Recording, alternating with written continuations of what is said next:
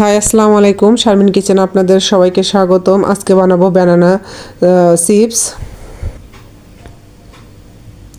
প্রথমত দুটি কাঁচকলা চিকন চিকন করে স্লাইড করে নিয়েছি। তারপরে সুন্দর করে ধুয়ে কর্নফ্লাওয়ার দিয়ে ভালো করে মাখিয়ে নিতে হবে, যেন সবগুলো পিসেই সুন্দর করে মাখিয়ে যায়।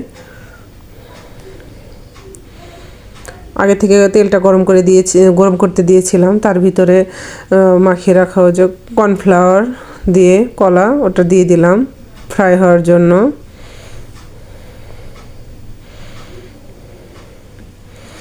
এভাবে সবগুলোই কলার স্লাইড একসাথে দিয়ে দিব। তারপরে লো আঁচে আস্তে আস্তে করে ভাজতে থাকতে হবে। তারপরে এরকম বাদামি কালার হয়ে গেলেই হয়ে যাবে আপনার সুস্বাদু কলার চিপস। এর সাথে আমরা চিনি অ্যাড করে দিয়েছিলাম।